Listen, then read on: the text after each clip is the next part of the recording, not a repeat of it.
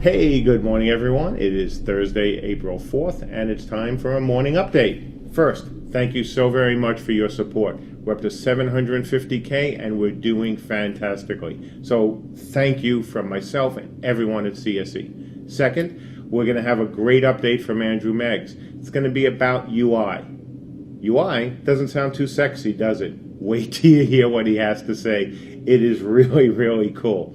Third, you may have noticed we have another Dragon Whale sighting. So thank you so much for purchasing that tier. And one of the things we're actually going to be doing with that tier and other tiers today is making some adjustments. For the 10K tier, we're going to be adding a choice of 5K tiers. Now, for those who've already bought a 5K tier, if you're worried at all about it affecting, your place in the line, it won't. When you bought your island, when you bought your inn, that's what counts. You will be seen in that order. The bonus of this 5K tier to the 10K will not affect that order as well. First in, you guys will be taken care of in that order. No worries. We're also going to be adding the ability of players to reserve a guild name via Founders Points. That was also another highly requested feature, so we're going to add that also within the next 24 to 48 hours. Finally, we're going to show you at the end of the day our TDDs. Now, this is our early concept, but they're kind of cool. So I hope you like the concept art that you'll be seeing this morning. And at the end of the day, well, you're going to see one of these folks taking a little stroll. So that's it for the morning update. I'm now going to turn it over to Andrew, and he can wow you talking about UI. Thank you very much. Hi, I'm Andrew, the guy who was crazy enough to go quit his job on Skyrim and create this whole city-state thing with Mark.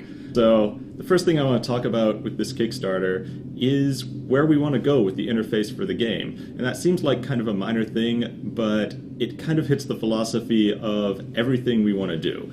So, first of all, we know that once this game is launched, it's not our world anymore. You're the people who are going to live there. We built it, but you moved in, and now it's yours. And we're willing to give you control over that. Secondly, we're a small company. This is not going to be a $100 million project, and we're not going to be able to support everything that every single person can possibly want. So we want to open that up to you.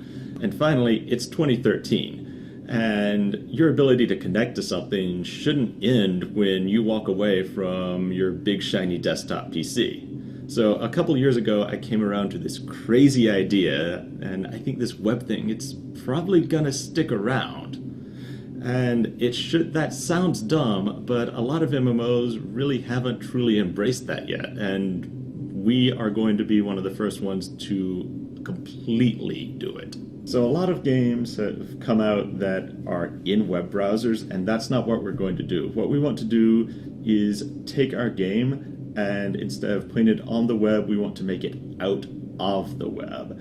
And to be clear, we're still going to have the same big, shiny, high-end 3D client that runs natively on your machine, but we're going to embed a complete web browser into it as our UI system. And the amount of performance and optimization we get by doing that is incredible. There's not a lot of UI toolkits out there that come anywhere even close to the amount of engineering that's gone into making web browsers perform fast. So first and foremost, what that means is that every single bit of the in-game UI, whether it's your overhead map, or whether it's your chat, or whether it's your buying and selling interface, all of that is going to be done with little bits of web pages that are integrated into the game. But because we're doing that, that also means that these are things that can come out of the game and live on a website that you can go to. If you want to get to your guild chat, CamelotUnchained.com/guildchat. It's that simple, and it's not going to be some secondary interface. It's going to be the interface from the game. It's going to be the exact same interface from the game, and you will be able to get to that from anywhere, whether that's on a tablet or on a phone, whether it's on a bus, whether it's at your office. Your entire social life in the game and your entire economic life in the game are going to be accessible from anywhere. The game does not end at the client. The second great thing we get by doing this is that we open up the pool of potential mod makers for the UI to a much broader audience. A lot of games have used other toolkits like Lua.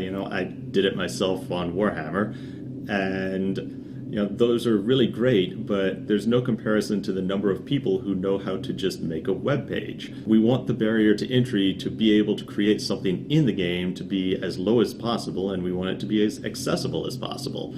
And the more people who can do this, the more creativity we're going to see. We have some really creative people here at City State, but the total amount of creativity here can't compare to the total amount of creativity out in the broader community.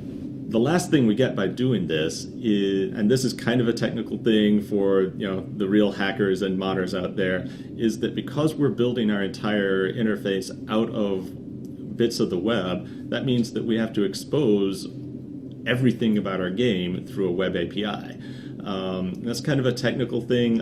You've seen various external apps and mods that interact with games like EVE and World of Warcraft, and they're really good. But we are going to take this to the next level, because this isn't some secondary backdoor into the game that you can get to over the web. This is what we are using ourselves for the game. It's the first-class way to get information out of the game, and that means that you can build just about anything.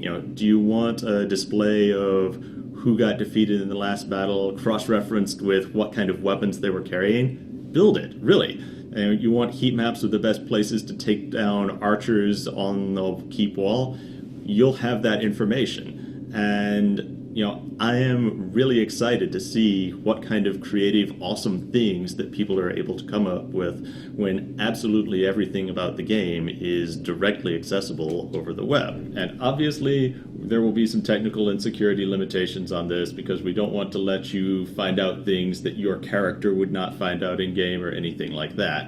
And there's an accompanying blog post where you can read all about those technical details if you want. But fundamentally, we know that players sharing information outside of the game itself is part of the metagame and the community, and we're not going to shy away from that or pretend it doesn't happen or make the players do it badly. We are going to embrace it and give you the tools to do it as well as possible. And the best thing is that when you make these external sites or apps or whatever, because there's a web browser in the game, they'll be able to come right back into the game as a UI mod. There doesn't have to be a distinction between them. There shouldn't be a distinction between them.